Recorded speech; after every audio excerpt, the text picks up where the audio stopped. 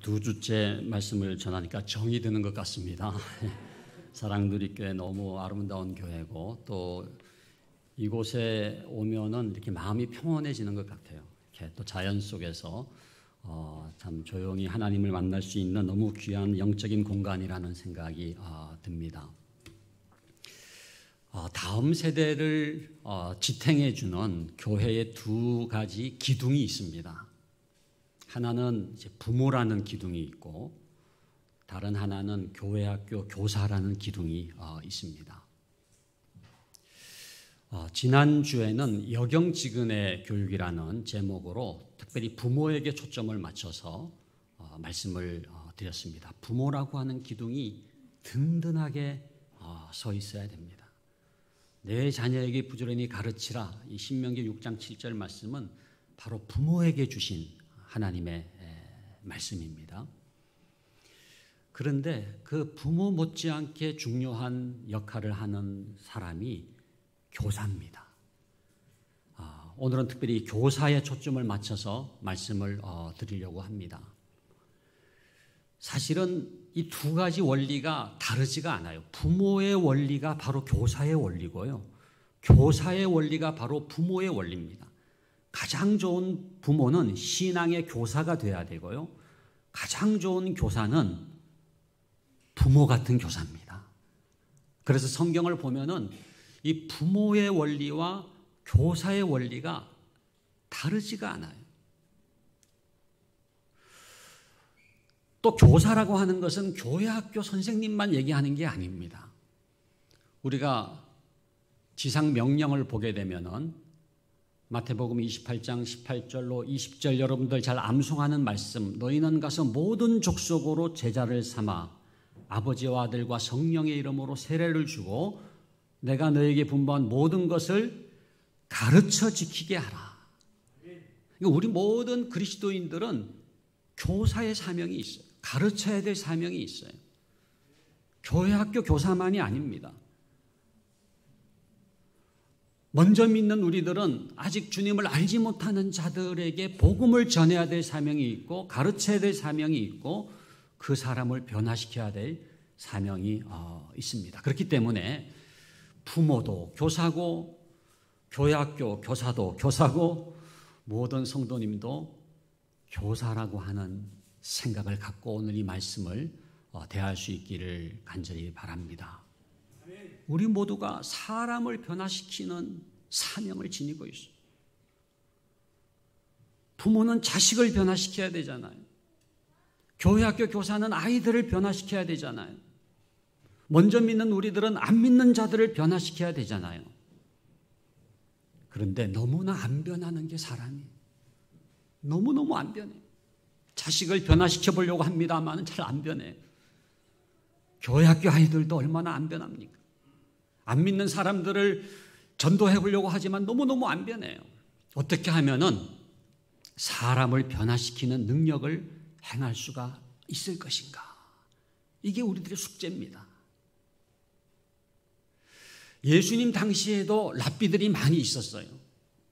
서기관들이 있었고 바리새인들이 있었고 율법사들이 있었잖아요. 그런데 무기력해요. 변화가 없어요. 사람을 변화시키질 못해요. 그런데 예수님의 가르침은 변화가 있는 거예요. 사람을 변화시키는 능력이 있는 거예요. 우리가 산상수훈 마태복음 5장부터 7장까지지 않습니까? 그 산상수훈의 마지막 부분이 마태복음 7장 그 끝절에 보면은 이렇게 기록이 되어 있어요. 이는 그 가르치시는 것이 권세 있는 자와 같고 저희 서기관들과 같지 아니함일러라. 그러니까 예수님의 가르침은 다른 랍비들하고는 달랐다는 거예요. 랍비들은 직함은 있습니다. 교사라고 하는 랍비라고 하는 칭호는 가지고 있지만은 변화를 일으키질 못하는데 예수님의 가르침에는 어떻게 이런 놀라운 변화가 있을 수가 있었는가? 오늘 그 비결이 나오는 구절이 마가복음 6장 34절 말씀입니다. 우리 마가복음 6장 34절은 우리 다시 한번 같이 큰 목소리로 읽도록 하겠습니다. 예수께서 나오사 큰 무리를 보시고 그 목자 없는 양 같음으로 인하여 불쌍히 여기사 이에 여러 가지로 가르치시더라. 아멘. 저는 이 말씀은 우리 모든 성도님들이 암송을 했으면 좋겠어요. 교회학교 교사는 물론이고 우리 부모들, 우리 모든 성도님들이 어떻게 하면은 예수님처럼 가르칠 수가 있을 것인가? 그 비결을 배울 수 있는 성경 구절인데, 예수님은 어떻게 사람을 변화시키는 능력을 행하셨는지 이 구절 속에서 단어 하나를 여러분들 찾아보세요. 불쌍히 여기사. 불쌍히 여기사. 예수님의 가르침에는 다른 랍비들의 가르침과는 차이가 있는 게 있었는데, 그게 뭐냐 하면은 예수님의 가르침에는 불쌍히 여김이 있었다는 거예요. 예수께서 나오사 큰 무리를 보시고 그 목자 없는 양 같음으로 인하여 불쌍히 여기사 이에 여러 가지로 가르치시더라. 이 불쌍히 여기사라고 하는 이 헬라어 단어가 스플랑크 니조마이라는 단어를 쓰고 있습니다. 좀 어렵죠? 발음하기도 좀 어렵습니다만 굉장히 중요한 단어예요. 스플랑크 니조마이. 한번 따라합시다. 스플랑크 니조마이. 예. 아주 발음이 유창하십니다. 이 스플랑크 니조마이라는 이 단어는 스플랑크논이 창자라는 단어거든요. 거기에서 파생된 단어인데, 창자가 찢어지듯이, 창자가 뒤틀리듯이 그야말로 마음 저 깊은 곳에서부터 우러나오는 불쌍히 여김을 일컬어서 스플랑크 니조마이라고 말하는 겁니다. 그냥 아이고 안 됐구나 그러고 지나가는 게 아니에요. 정말 저 마음 깊은 곳에서부터 그야말로 창자가 끊어지듯이 불쌍히 여기는 것을 일컬어서 스플랑크 니조마이라고 말하는 겁니다. 이 단어가 사용된 굉장히 중요한 성경 본문 세 군데가 있어요. 첫 번째는 여러분들 잘 아시는 누가복음 15장에 보면은 탕자의 비유가 있잖아요. 거기에 보면은 아버지가 어떻게 했습니까? 문 밖에 나와서서 기다리셨잖아요. 아직도 거리가 먼데 아버지가 그를 보고 측은히 여겨 달려가 목을 안고 입을 맞추니 라고 하는 말씀이 나오는데, 그때 그 측은히 여겨라는 단어가 스플랑크 니조마예요. 그러니까 아버지가 이 둘째 아들 탕자가 이제나 오나 저제나 오나 문 밖에 서서 기다리는데 어느 날 보니까 저 멀리 둘째 아들이 나타난 거예요. 그 아버지의 창자가 끊어지는, 너무너무 불쌍한 스플랑크 니조마이. 달려가서 끌어안고 입을 맞추고 잔치를 배설하지 않았습니까? 우리가 이 마음을 품어야 될 줄로 믿습니다. 스플랑크 니조마이, 하나님께서 이미 용서해 놓고 불쌍히 여김으로써 우리를 대하시는 그 마음을 가질 때 누군가를 변화시킬 수가 있는 거예요. 두 번째는 누가복음 10장에 보면은 선한 사마리아인 비유가 나오잖아요. 거기 보면 이런 내용이 나옵니다. 어떤 사마리아 사람은 거기 이르러 그를 보고, 그가 누굽니까? 강도 만난 자를 보고 불쌍히 여겨 가까이 가서 기름과 포도주를 그 상처에 붓고 싸매어 주었다. 그때 그 불쌍히 여겨라는 단어가 스플랑크 니조마이라는 단어를 쓰고 있어요. 여러분, 그 강도 만난 자를 보았던 사람이 이 사마리아 사람 말고 또 있었죠. 누가 있었습니까? 제사장이 있었고 레위인이 있었어요. 근데 그들은 사람을 변화시키지 못했어요. 보기는 봤어요. 그런데 불쌍히 여김이라는 단어가 없어요. 불쌍히 여기질 않았어요. 그런데 사마리아 사람 어떤 사람입니까? 이방인입니다. 그야말로 상종조차 하지 않는 그 사마리아 사람이 그 강도 만난 자를 보고서 불쌍히 여겨 스플랑크 니조마이, 창자가 찢어지는. 그래서 가까이 가서 기름과 포도주를 그 상처에 붓고 싸매어 준 겁니다. 여러분, 인간적으로 보면 사실 누가 그 사람을 변화시켜야 됩니까? 제사장이죠. 레위인이죠. 학력이 있어도 더 있고 경력이 있어도 더 있고 돈이 있어도 더 있는 사람이지만 그게 사람을 변화시키는 게 아니라는 거예요. 여러분, 학력이 높다고 무슨 대학을 나오고 대학원을 나오고 무슨 뭐 박사학위가 있다고 사람이 변화되는 게 아니에요. 지위가 높다고 사람이 변화되는 게 아니에요. 정말로 불쌍히 여김이 있을 때 사람이 변화될 줄로 믿습니다. 세 번째는 누가복음 7장에 보면은 그 나인성 과부의 죽은 아들을 살리시는 기적사건 속에 또 이 단어가 나옵니다. 여러분, 그 나인성이라고 하는 동네에 과부가 살았잖아요. 그 과부에게 하나밖에 없는 아들이 있었는데 그 아들이 죽어버린 거예요. 그 죽은 아들을 관에다 담아가지고 지금 장례 행렬을 떠났는데 예수님의 행렬과 마주쳤잖아요. 거기에 보면은 뭐라고 되어 있습니까? 주께서 과부를 보시고 불쌍히 여기사 울지 말라 하시고 가까이 가서 그 관에 손을 대시니. 여러분, 관에 손을 대는 것은 율법으로 금지된 겁니다. 시신을 만져도 부정한 것이고 그 시신을 담은 관을 만져도 부정한 것인데 어떻게 예수님께서 그 관에 손을 대셨는가? 너무너무 불쌍히 여기십니다. 주께서 과부를 보시고 불쌍히 여기사 울지 말라 하시고 그 관에 손을 대셨다고 하는 이 말씀을 통해서 그 나인성 과부의 죽은 아들들을 살리는 기적이 일어나게 되는 거예요. 여러분, 우리가 이 성경의 기적 사건을 보면은 많은 경우에 그 앞에 뭐가 나오느냐 하면은요, 이 불쌍히 여김이 나옵니다. 기적은 그냥 일어나는 게 아니에요. 여러분, 우리 가정에 기적이 필요하지 않습니까? 우리 교회에도 기적이 필요하지 않습니까? 여러분들 직장에도 기적이 필요하지 않습니까? 우리나라에도 지금 기적이 필요하잖아요. 어떻게 기적이 일어나느냐? 불쌍히 여길 때 기적이 일어나요.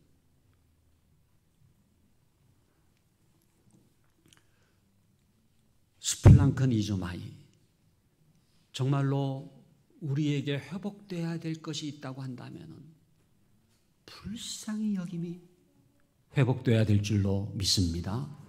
특별히 우리 교사 선생님들이 계십니까? 우리가 어떻게 이 아이들을 변화시킬 수가 있겠는가? 경력으로 되는 게 아니에요. 근성뭐 20년이라고 되는 게 아니에요. 내가 무슨 교육학으로 무슨 뭐 석사를 받고 박사를 받았다고 되는 게 아니에요. 내가 무슨 학식이 많아가지고 되는 게 아니에요. 불쌍히 여길 때 사람을 변화시키는 능력이 나타난다는 거예요. 제가 지금 신학교에서 학생들을 가르치고 있습니다만은 지난주에 저희가 그 수시 면접을 봤습니다.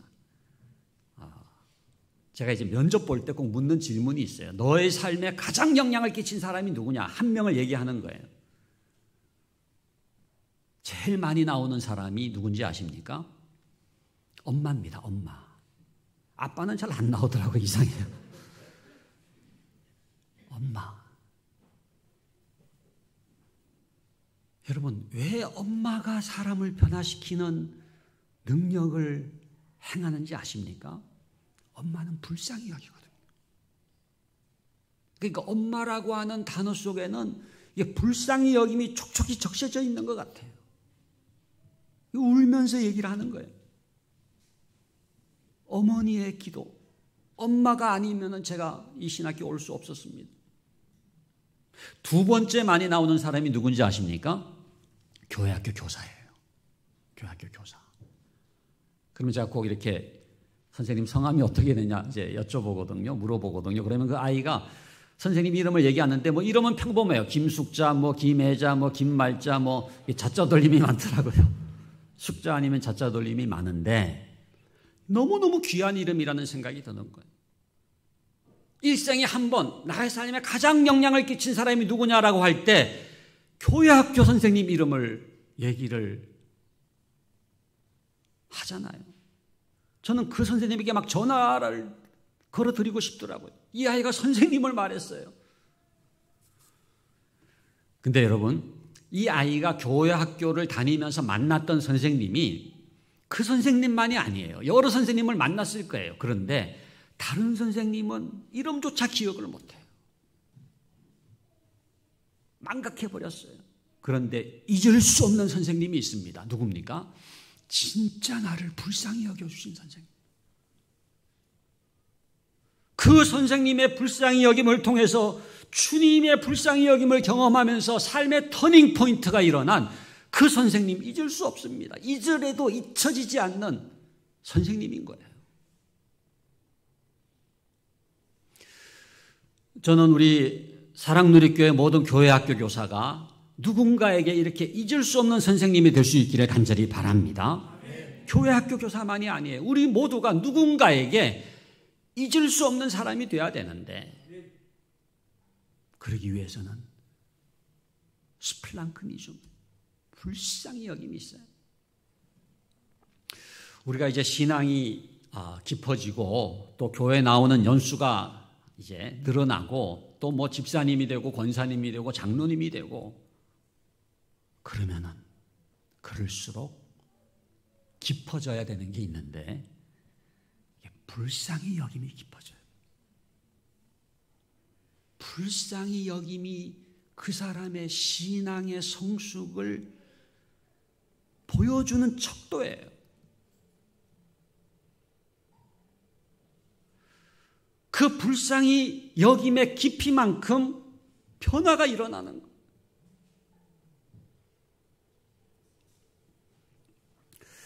예수님의 가르침은 말씀을 통해서 이 성경책을 통해서 2000년의 세월이 흘렀지만 우리들에게 이렇게 전수가 되는데, 이 예수님의 불쌍히 여김이 우리들에게 전수가 되지 않는다면은 능력이 나타나지가 않아요. 성경은 가르치는데 변화가 안 되는 거예요. 예수님의 이 스플랑크니조마이, 예수님의 이 불쌍히 여김이 우리들에게 전달되어서 이 불쌍히 여김이 닿는 곳마다 변화의 역사가 나타나기를 간절히 소원합니다. 이 불쌍히 여기사라는 단어하고 이렇게 붙어있는 단어가 있어요. 오늘 말씀도 보면 예수께서 나오사 큰 무리를 보시고 그 목자 없는 양 같음으로 인하여 불쌍히 여기사, 그 다음 무슨 단어가 나옵니까? 이해라는 단어. 이해라는 단어가 나와요. 우리 한번 따라 하시기 바랍니다. 불쌍히 여기사 이해. 네. 그냥 불쌍히 여기셨더라 이렇게 끝나는 법이 없어요. 불쌍히 여기사 이해. 뭔가 실천이 따라 나오는 거예요. 불쌍히 여겼기 때문에 그냥 있을 수가 없는 거예요. 진짜 불쌍히 여겼다면, 창자가 끊어지는 듯한 이 스플랑크니조마이가 있다고 한다면 그냥 끝날 수가 없어요. 거기에는 이해가 따라 나와요. 이해. 우리 사랑누리교회 모든 성도님들은 정말로 불쌍히 여기기 때문에 이해가 따라 나오는 성도의 삶을 살 수 있기를 간절히 바랍니다. 이해. 여러 가지로 가르치시더라. 여러분, 예수님도 한 번의 가르침으로 끝낸 게 아니에요. 여러 가지로 가르치셨다는 거예요. 진짜 불쌍히 여겼기 때문에 그냥 한 번으로 끝낼 수가 없는 거예요. 이렇게도 가르치시고 저렇게도 가르치시고 공중나는 새를 보라고 말씀하시기도 하시고 들에 핀 백합화를 보라고 말씀하시기도 하시고 때로는 질문법을 쓰시기도 하시고 때로는 비유법을 쓰기도 하시고 이 모양 저 모양으로 가르치신 거예요. 왜요? 너무너무 불쌍하기 때문에. 저는 이번에 이 코로나를 경험하면서 많은 교회가 이제 논쟁이 있었잖아요. 온라인이냐 오프라인이냐, 그죠? 온라인이냐 오프라인이냐. 물론 오프라인으로 회복돼야 돼요. 지금 대면 예배가 이 회복되지 않는 교회들이 많아서 사랑누리교회는 상당히 예외적인 교회입니다만 많은 교회들이 참 힘들어하고 있어요. 그런데 사실은 온라인이냐 오프라인이냐의 문제가 아니에요. 정말로 불쌍히 여긴다면은 온라인이란 말이죠. 온라인. 온라인이 필요하면 온라인, 오프라인이 필요하면 오프라인. 이 모양 저 모양으로 여러 가지로 가르쳐야 된다는 거예요. 사실 우리가 이 심할 때는요, 코로나가 심할 때는 사회적 거리두기 때문에 교회도 모임을 못했잖아요. 학교에 보냈지만 학교에서도 아이들을 돌려보냈고, 그죠? 학원을 보냈지만 돌려보내고, 그리고 교회 학교마저도 가정으로 돌려보냈잖아요.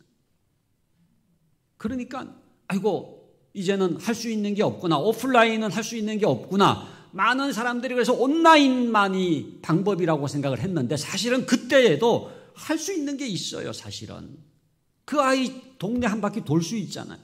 기도할 수 있잖아요. 그 문고리에다가 무슨 뭐 선물이라도 걸어 놓을 수가 있고요. 손편지를 써가지고 사실은 그 문에다가 붙여 놓을 수도 있고요. 뭐 택배라도 보낼 수도 있고요.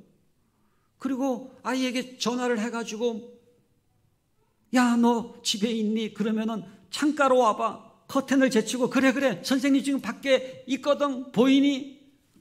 그래 잘 있었어. 사랑해. 아무리 코로나가 심각했다고 할지라도 할 수 있는 게 있어요. 오프라인으로도 할 수 있는 게 있어요. 문제는 진짜 그 불쌍히 여기는 마음이 있느냐는 거예요.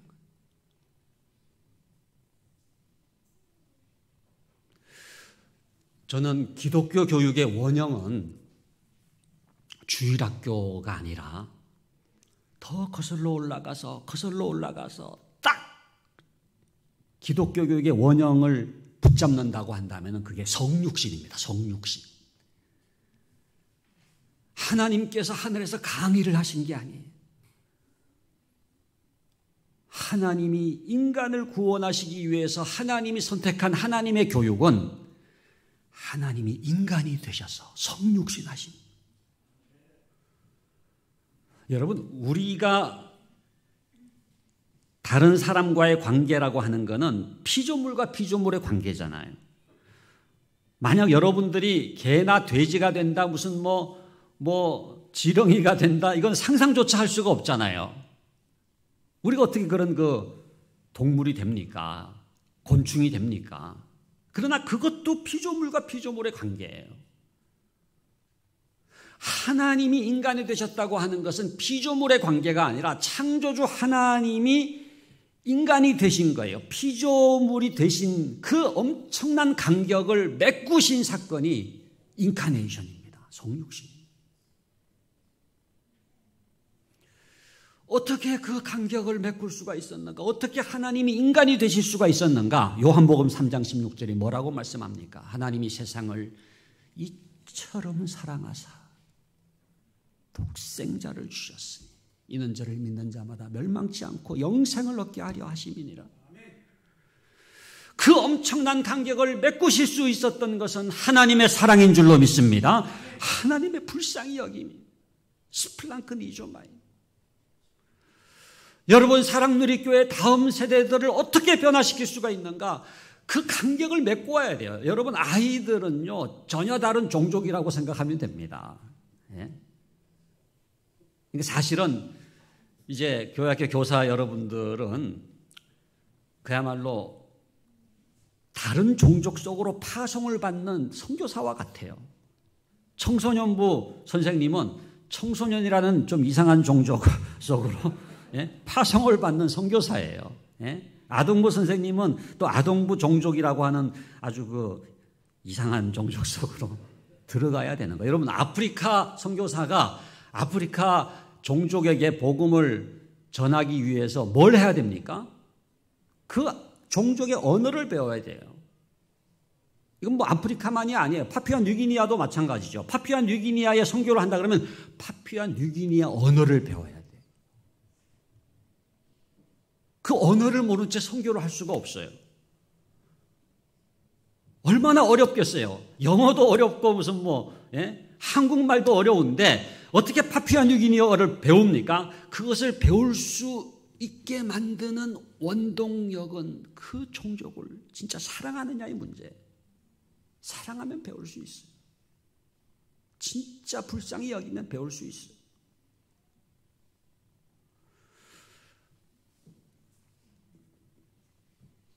제가 교육학을 공부하면서 사실 제일 도움을 받았던 학문은 문화인류학입니다. 문화인류학에 보면은 에스노그래피라고 하는 그 연구 방법론이 있는데, 어떤 종족의 문화를 연구하기 위해서는요, 그냥 이렇게 뭐 설문지 돌려가지고 무슨 통계 내고 그래가지고는 그 문화를 모른다는 거예요. 진짜 그 문화를 알기 위해서는 민속지향적 방법이라고 번역을 하는데 들어가야 된다는 거예요. 그 종족 속에 들어가서 같이 살면서 그 종족이 진짜 어떻게 생각하고 어떻게 행동하는지를 이거를 잘 배우지 않으면 그 종족을 제대로 이해하는 게 아니라는 거예요. 그래서 이 문화 인류학에서 얘기하는 이 연구 방법론에 세 가지 특징이 있습니다. 첫 번째는요, 장기적일 수밖에 없어요. 가서 살아야 되니까. 두 번째는 국지적이에요. 뭐 일반화시킬 수가 없어요. 그 종족만의 특징이 있기 때문에 그래요. 세 번째는 참여적이에요. 가서 그냥 내가 직접 참여하면서 살면서 파악을 해야 되는 거예요.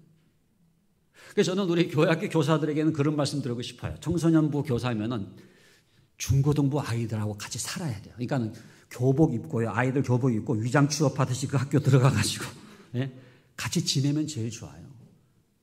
그러면서 같이 말하고 생각하고 행동하면서 그 아이들이 어떤 생각을 갖고 있는지를 깨닫게 될 때 비로소 터치가 되는 거거든요. 여러분,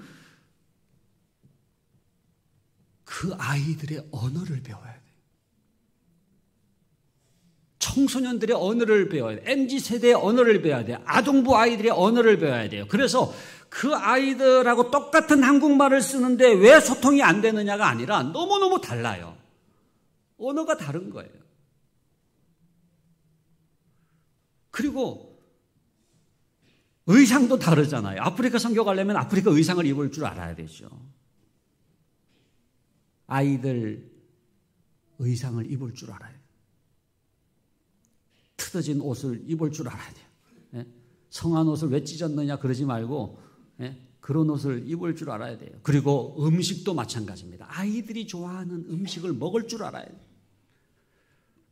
그래서 그 아이들 속에 들어가서 눈높이를 맞추고 접촉점을 갖게 될 때에 비로소 뭡니까? 소통이 되고 커뮤니케이션이 되면서 변화가 일어나는 거거든요.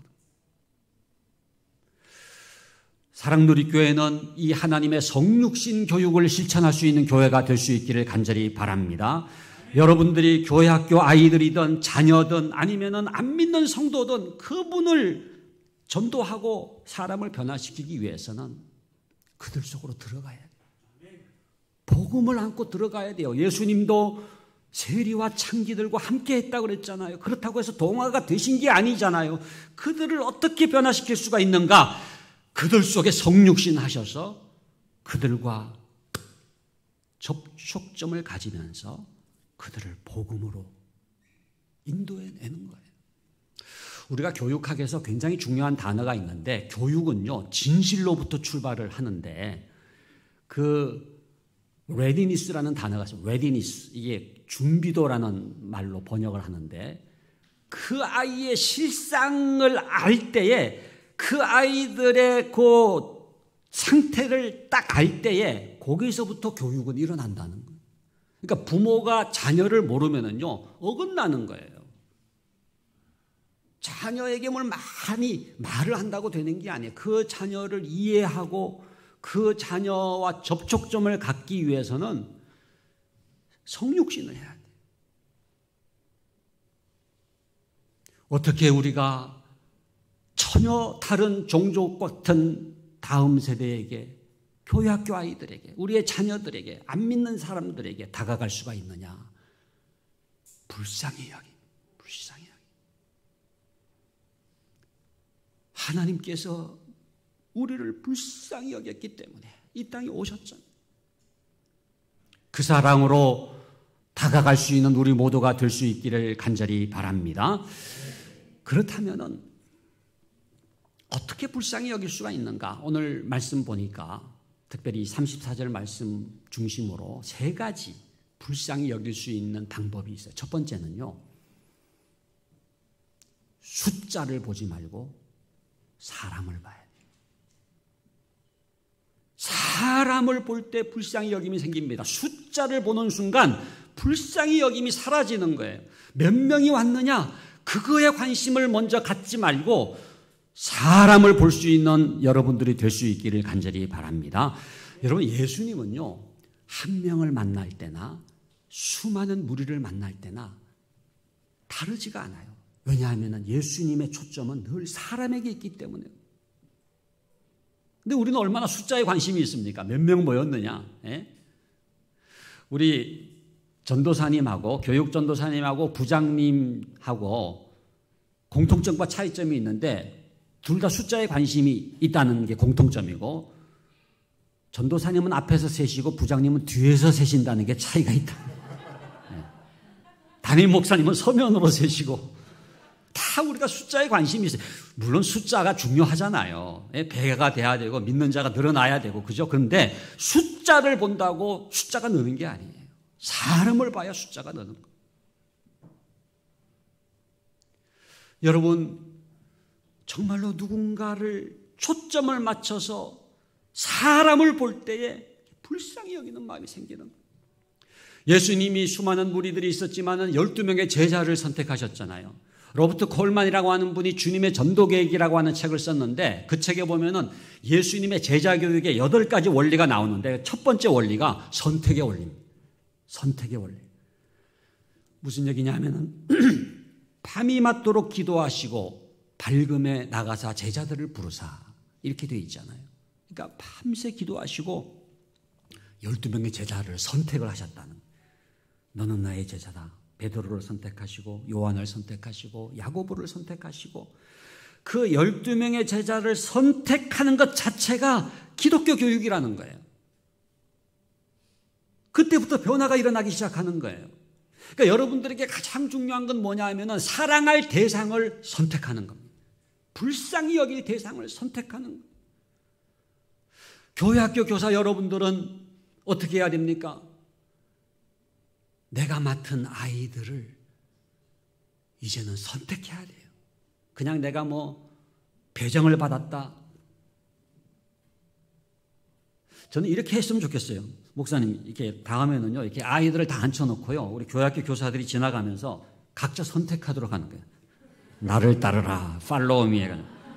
너는 나를 따르라 해가지고 자기가 선택을 하면은 자기가 책임질 거 아닙니까?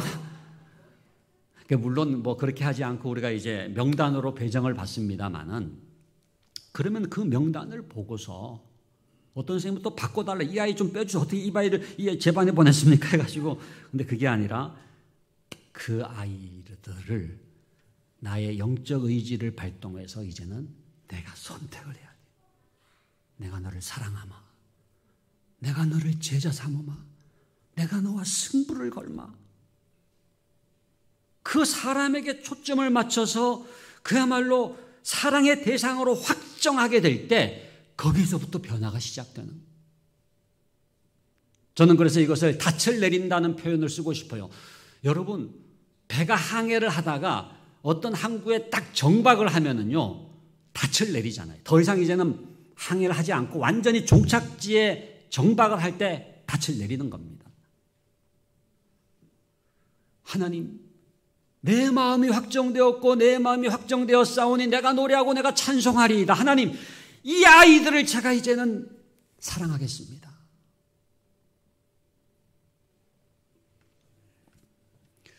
이게 굉장히 중요한. 그래가지고 그게 몇 명이 됐든 간에 3명이 됐든 5명이 됐든, 하나님, 이제는 이 아이들과 제가 승부를 걸겠습니다 라고 사랑의 대상을 확정한 다음에 집중적으로 사랑하는 거예요. 여러분, 이 누군가를 변화시키기 위해서 가장 중요한 게 뭐냐 하면은 포커싱, 이 초점을 맞추는 거 있죠. 그러니까 불특정 다수를 변화시킬 수가 없어요. 예수님의 원리는 수많은 무리들을 사랑하지 않는 게 아니에요. 그들을 변화시키기 위해서는 12명의 제자의 포커싱을 하는 거예요. 초점을 맞추는 거예요. 그래서 그들을 집중적으로 사랑해서 변화를 시켜서 그들이 또 다른 사람들을 변화시킬 수 있도록 하는 거예요.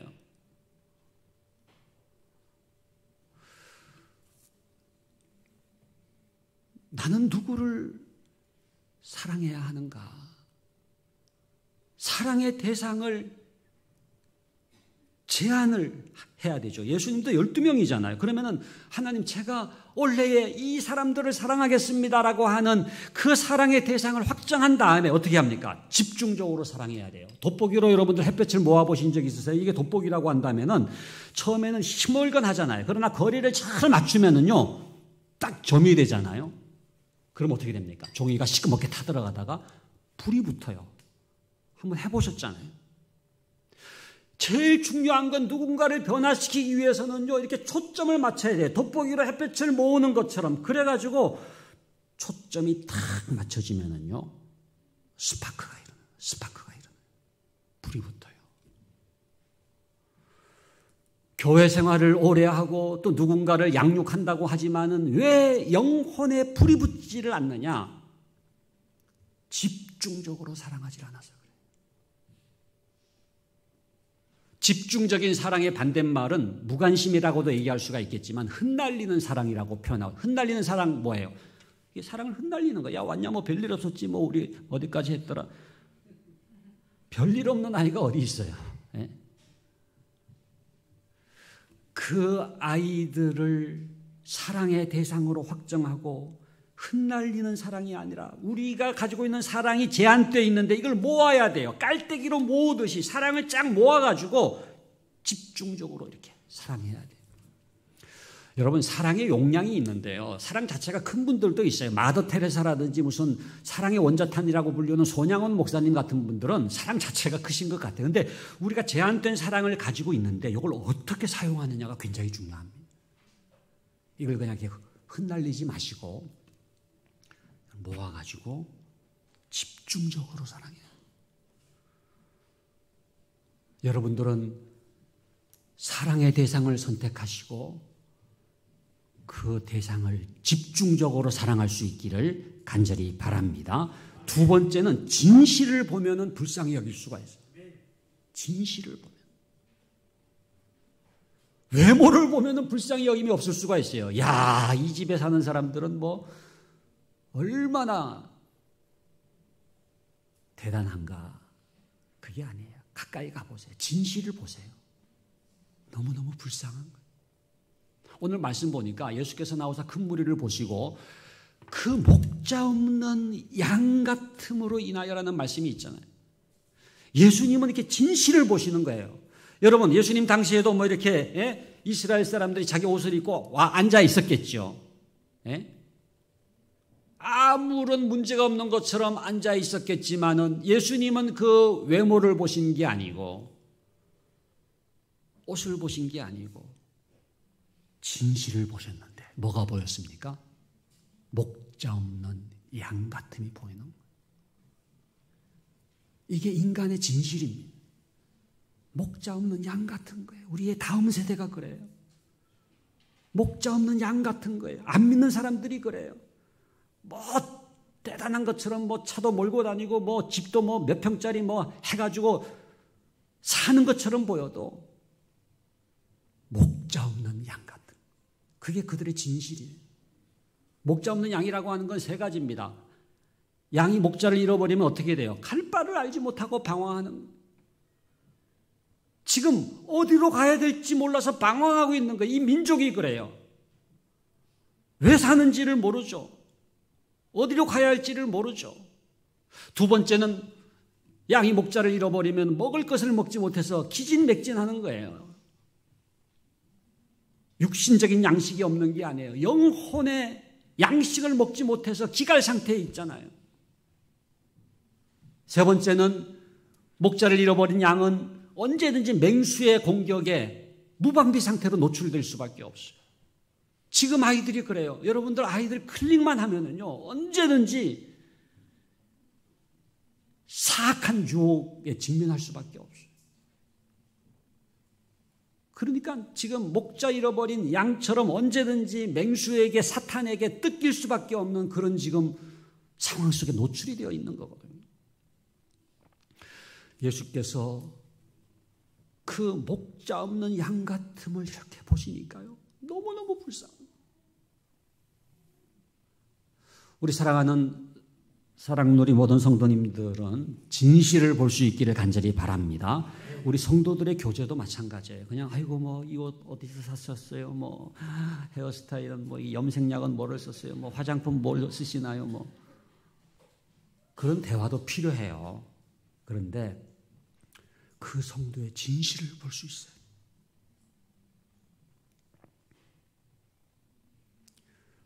우리 자녀들의 진실을 볼 수 있어야 돼요. 지금 자녀들 가운데요, 지금 다음 세대들 가운데요, 자살을 생각해 본 아이들이 너무너무 많아요. 자해를 하고 있는 아이들 너무너무 많아요. 말을 안 해서 그렇지, 엄마랑 지금 대화를 안 해서 그렇지, 그 아이는 막 죽음을 생각하는 거예요. 가출을 생각하는 거예요.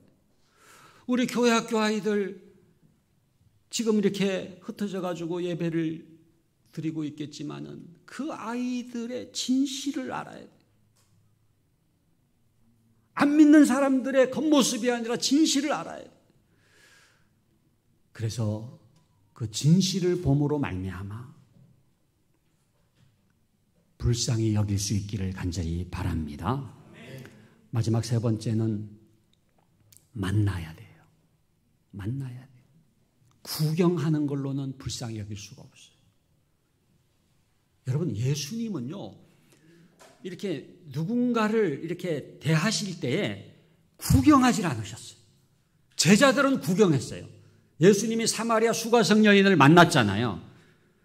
제자들은 구경을 하면서 뭐라 그럽니까? 어떻게 그런 여자하고 상종하십니까? 사마리아 여자하고 어떻게 상종하십니까? 그런데 예수님은 그 사마리아 수가성 여인을 이렇게 만나는 거예요. 구경하는 게 아니에요. 물 좀 달라 하시니 그러면서 다가가셔가지고 점점 더 깊은 만남을 가지셨잖아요. 내 남편을 데려오라. 제가 남편이 없나이다. 내 말이 옳도다. 네가 남편이 5이 있었으나 지금 남편도 내 남편이 아니니 내 말이 옳도다. 그러면서 그 여인의 중심을 만나시잖아요. 그러니까 중심에서부터 변화가 일어나는 거예요.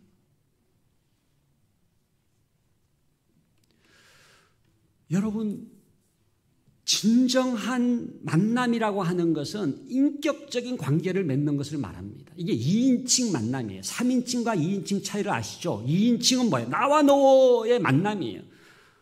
이렇게 나와 너로 만날 때에 인격적인 만남이 일어나면서 마음의 변화가 일어나요. 중심의 변화가 일어나요. 그런데 3인칭으로는 마음의 터치가 안 돼요. 3인칭은 나와 그것이잖아. I, 이세 관계. 그건 뭐예요? 걔네들 구경하는 거예요. 이게 3인칭이에요. 여러분, 신앙적인 변화는 구경해가지고 되는 게 아닙니다. 멀찍이 떨어져가지고 따라가는 거. 여러분, 베드로가 멀찍이 따라가니라 그게 구경했다는 얘기거든요.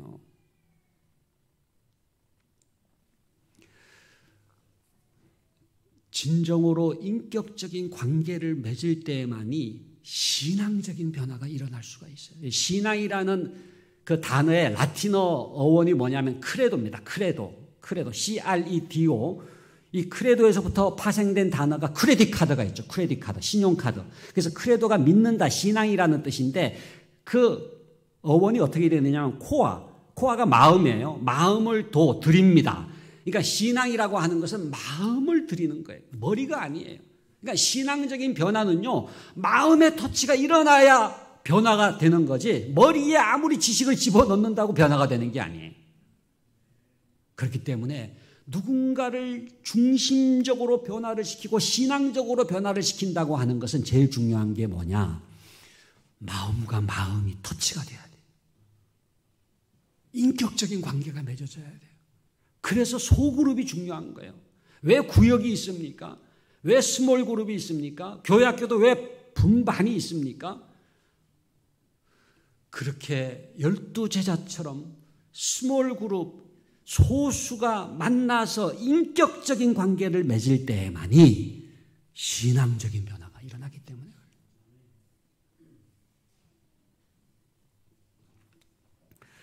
교회학교 교사도 다 똑같은 교사가 아니더라고요.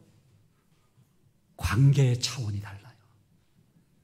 여기 지금 많은 성도님들도 앉아 계시지만 여러분들도 누군가와 관계를 맺을 때에 껍질로 만나는 사람들이 있어요. 그런데 진짜 속으로 내면적으로 중심의 만남을 갖는 사람이 있어요. 여러분 양파 생각해봐요. 양파가 이렇게 껍질이 있지만 벗기면은 또 안에 그죠 겹겹이 쌓여있잖아요. 레이어라 그러잖아요. 그러니까는 동심원처럼 우리가 누군가와 만나서 관계를 맺는다고 할 때 껍질로 그냥 스쳐 지나가는 만남이 있는가 하면은 진짜 내면의 만남이 있거든요. 처음 만나는 사람하고도 물론 얘기할 수는 있죠. 아유 오늘 같은 날씨는 오늘 너무 날씨가 화창하네요. 아유 오늘 뭐 미세먼지가 심하네요. 이런 말 할 수 있죠. 완연한 가을이에요. 그런데 속 얘기는 처음 만나는 사람하고 못해요. 제가 이혼해야 될지도 몰라요. 이런 얘기 처음 만나가지고 어떻게 합니까? 제가 자살할 거예요. 이런 얘기 처음 만나는 사람하고 못해요. 그러니까 아이들을 만나지만은 다음 세대를 만나지만은 안 믿는 사람을 만나지만은 이렇게 겉으로 스쳐 지나가는 만남으로는 아무도 중심을 변화시킬 수가 없어요. 신앙적인 변화가 일어나질 않아요. 그런데 점점 관계가 깊어지고 2인칭 관계로 인격적 관계로 나아가게 될 때에 중심의 변화가 일어나요. 그러기 위해서 예수님이 사용하신 가장 중요한 원리가 뭐냐면 동거의 원리입니다. 동거의 원리. 예수님이 12제자와 함께 한솥밥을 지어 드신 거예요. 3년 동안 같이 함께 계시는 이유가 뭡니까? 그럼으로써 관계의 깊이가 깊어지는 거예요. 인격적 관계를 맺을 수가 있는 거예요. 만남이 일어날 수가 있는 거예요. 그럼으로써 중심적인 변화를 일으키는 주님의 원리입니다. 여러분 주일날 잠깐 가지고는 안 돼요. 저는 이 사랑누리교회가 아주 마음에 탁 드는 이유가 좀 이렇게 시간적인 여유가 있어요. 설교 빨리 끝낼 겁니다. 너무 걱정하지 마세요. 빨리 마무리를 할 겁니다만 이게 끝나고도 여기 차도 마시면서 또 이렇게 이 잔디밭도 있고 말이죠. 또 아이들도 이렇게 지금 흩어져 가지고 대부분의 교회는요 그냥 1, 2, 3, 4부 예배 해가지고 다 그냥 주차 또 빼야 되니까 그냥 11분도 안 돼요. 분반 공부 시간이 11분도 안 돼요. 그러니까 사실은 기독교 교육은 없다예요. 기독교 교육은 없다. 함께 있는 시간에 비례해요. 168분의 1 가지고는 안 된다는 거 여러분들 많이 들으셨잖아요. 그러니까 가정에 함께 있는 부모와 자녀의 관계가 중요하고 교회학교 교사들도요 주일날만이 아니라 주중에 한 번만이라도 더 만나면은 굉장히 효과가 있습니다. 제가 중고등학교 시절에 그때 정전도사님이라고 선생님이었다 나중에 전도사님이 그분이 총신대를 다니면서 그 하숙집에 우리들을 초대했어요. 가보니까 성경 공부를 한 게 아니라 그냥 라면을 끓여 먹고 남은 국물을 바라보면서 인생의 허물을 얘기했거든요. 그런데 그렇게 한번 라면을 같이 끓여 먹고 주일날 딱 오니까 여전히 아이들이 이렇게 비스듬히 앉아 있지만 이렇게 마음을 내밀어. 이렇게 마음을 내미니까 명강의가 필요한 게 성경을 읽기만 해도 변화가 일어나는 거예요. 왜? 옥토에 뿌린 씨앗이 되기 때문에. 그러니까 명강의가 중요한 게 아니라 어떻게 가르칠 것인가 방법론이 중요한 게 아니라 정말로 사랑하느냐의 문제고 그리고 인격적인 관계를 맺느냐의 문제인데 그것은 왕도가 있는 게 아니고 함께 있는 시간에 비례한다는 거예요. 꼭 물리적인 시간만이 아니라 심리적인 동거도 중요합니다. 요즘은 SNS도 같이 이렇게 하면서 말이죠. 예? 그 아이들하고 뭔가 이렇게 심리적인 동거를 하는 것도 굉장히 중요해요. 그러면 점점 이렇게 무장해제가 되면서 자기의 내면을 이렇게 내놓으면은요. 거기에 말씀이 뿌려지면은 영혼의 변화가 일어나는 거거든요. 말씀을 맺겠습니다. 어떻게 사람을 변화시킬 수가 있는가? 불쌍히 여김이 사람을 변화시키는데, 그러기 위해서는 여러분, 우리가 어떤 불쌍히 여김을 받은 존재인지를 깨닫는 것 이상으로 중요한 게 없어요. 내가 1만 달란트 탕감받은 자임을 깨닫게 될 때에 왜 100대내론 빚진 자를 용서 못하겠어요? 다시금 주님의 보좌 앞으로 나아갈 수 있기를 간절히 바랍니다. 주님의 십자가 밑으로 나아갈 수 있기를 간절히 바랍니다. 내가 주님의 어떤 불쌍히 여김을 받은 존재인가를 깨달으면서 다시금 구원의 감격을 회복할 때에 우리가 자녀들을 불쌍히 여기고 교회학교 아이들을 불쌍히 여기고 또 안 믿는 자들을 향해서 불쌍히 여길 수 있는 마음이 생길 줄로 믿습니다. 우리의 불쌍히 여김이 넘쳐나서 흘러내려서 그 불쌍히 여김이 닿는 곳마다 사람이 변화되는 놀라운 능력을 경험하게 되는 우리 모두가 될 수 있기를 주님의 이름으로 간절히 축원합니다. 기도하겠습니다. 거룩하신 아버지 하나님 감사합니다. 주님 사랑하시는 사랑누리교회 성도님들, 오늘 주신 말씀처럼 불쌍히 여길 수 있는 주님의 일꾼들 되게 하여 주시옵소서. 스플랑크 니조마의 창자가 끊어지는 듯한 불쌍히 여김을 통해서 이에 여러 가지로 가르칠 수 있게 하여 주시옵소서. 가르치는 사역이 중요하지만 선 불쌍히 여김, 후 사역 먼저 불쌍히 여길 수 있게 하여 주시기를 원합니다. 우리가 어떤 불쌍히 여김을 받는 존재입니까?